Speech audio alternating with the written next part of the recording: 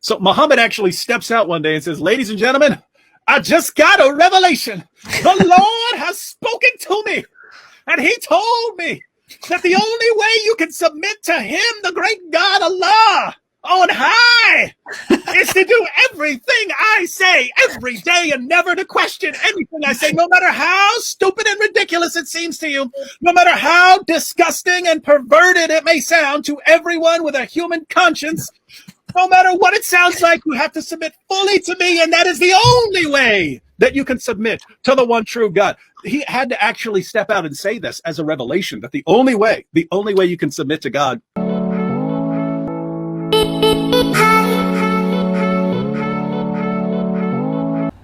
Once again, beloved, I greet you and I welcome you to u.s.a Media. My name is Boache Stephen, and you know for sure that whenever I get in my seat, I always try to help us to dismantle those several assertions that has been made against Christianity since time immemorial from the camp of Muslims.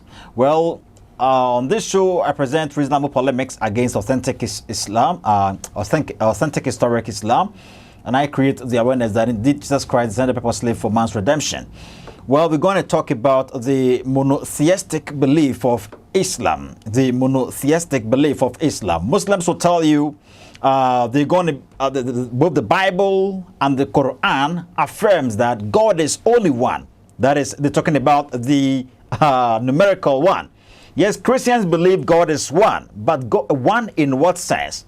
Okay, there are type of ones. You can talk about a numerical one or a figurative one, a consolidated one or a unified one or a unification. How we get to me? So the moment the Christian says God is one, what do they mean? Or whenever you study in the Bible and you come across God being one, what does it mean? Sometimes you will have to employ the Hebrew original text, okay? And also you have to apply the Greek text, okay, the actual text or the actual original text of the Bible before to understand certain things. How we get to me? Well, David Wood is discussing this with this, what is his name? Is there something prophet? Yes. So we actually going to take a quick break and return into them. Is Islam submitting, or do Muslims submit to Allah or Muhammad? That is the question. Do Muslims submit to Allah or Muhammad? You see, Muhammad has equal structure as that of Allah. Well, is that true? We're taking a quick break and we're returning to this.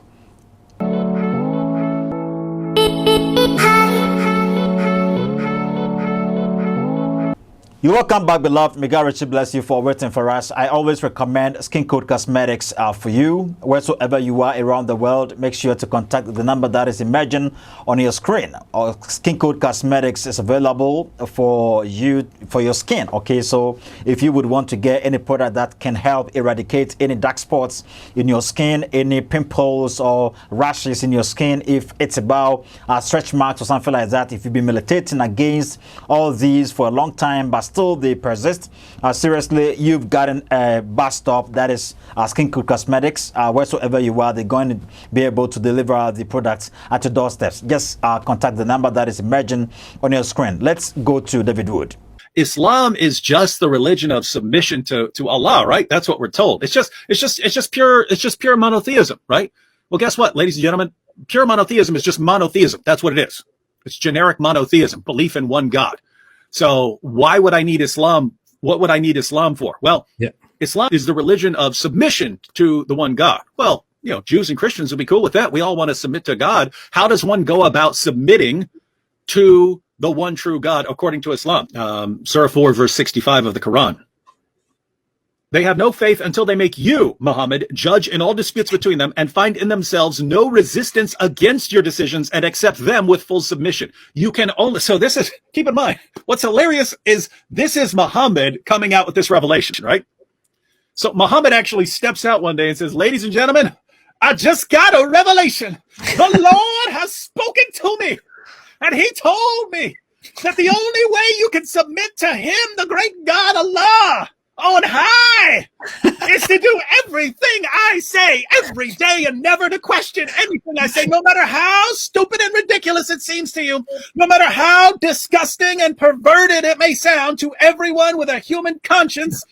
No matter what it sounds like, you have to submit fully to me, and that is the only way that you can submit to the one true God. He had to actually step out and say this as a revelation, that the only way you can submit to God is by mindlessly accepting everything he says and having no resistance against his decisions, right? If Muhammad decides that he's going to have sex with a prepubescent girl, or he's going to take the wife of his own adopted son, if he's going to do these horrible things, you can't have any resistance in yourself against it. You can have zero resistance against that.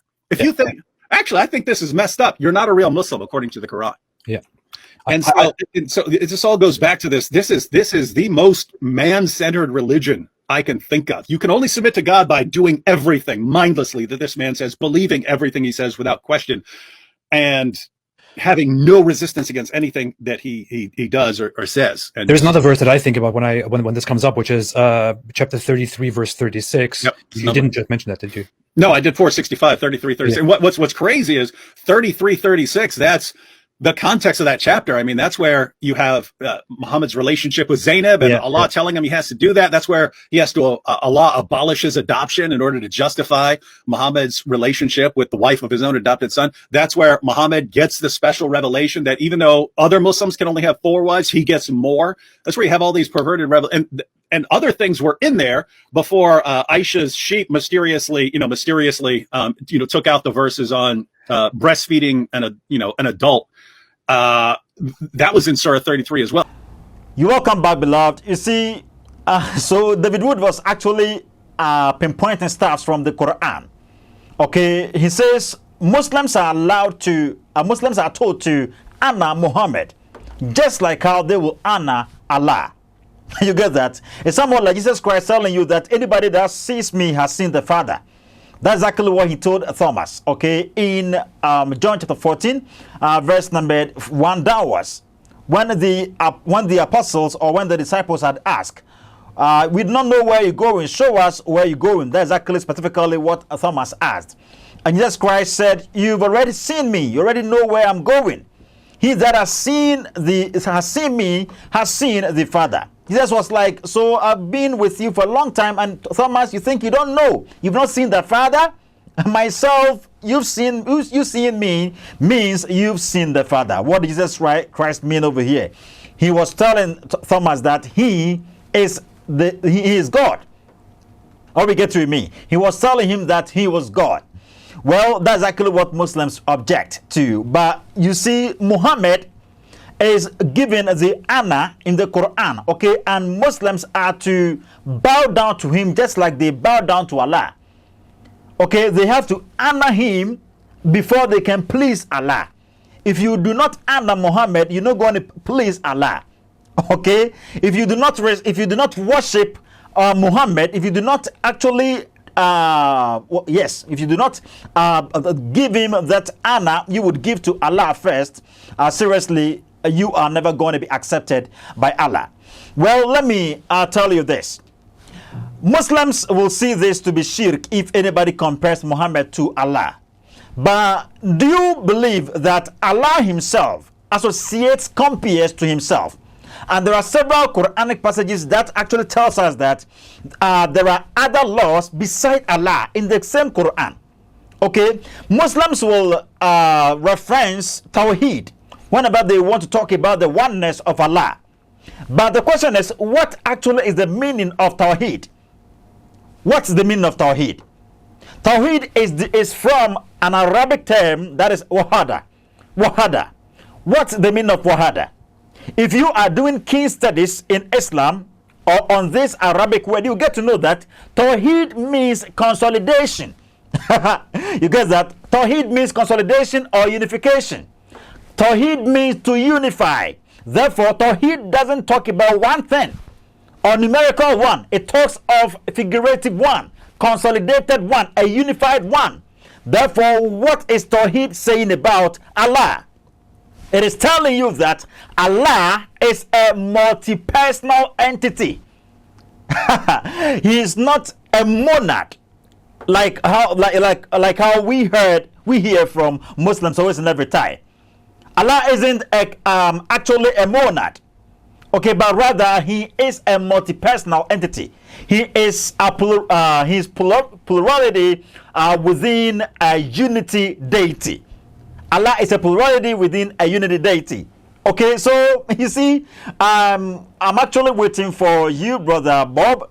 Bob, you are in Uganda and you are currently residing in the UK. You said you would want to have a debate with me. Surely I'm available and we're going to make arrangements for this debate. Bob is saying he's going to prove to me and my addressees that both the Bible and the Quran assert that God is one. And you see, probably he's talking about the numerical one. Yes, the Bible says God is one. If you read Deuteronomy chapter 6, verse number 4, the Bible says, Yahweh Israel, Shama Ikad Yahweh Elohim. Okay, so what's the Bible saying over here?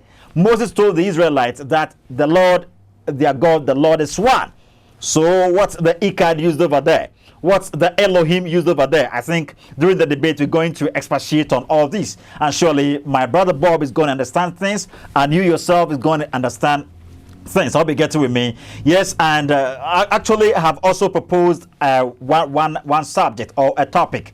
He brought one topic and I've also raised one topic. We're going to discuss also about the prophethood of Muhammad. Was Muhammad actually a true prophet from God? That's actually what we're going to debate. So it's going to be Tawheed or the Trinity and also the prophethood of Muhammad. So watch out for this debate. It's going to be educative debate. Okay, we're planning on the date and surely if they are when they are well scheduled, we're actually going to bring them to your doorstep and surely you're going to learn a lot. Okay, this debate promises to be very much engaging. Well, so we ended it up here, and yes, I've given you a clue about Tawheed. Okay, I've given you a clue about Tawheed. The term Muslims use in reference to the oneness of Allah doesn't actually say that Allah is only one or numerical one.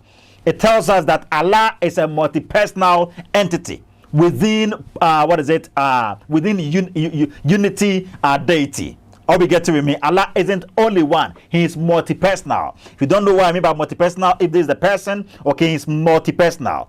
I'll be getting with me. Allah isn't one in that sense Muslims would want us to believe. And you see, the Islamic religion, Muslims are not monolithic. Well, we end it up here. Make sure to subscribe to the channel and make sure to drop a comment and make sure to like the program and as well share the program to your loved ones. We meet up here some other time. Bye-bye.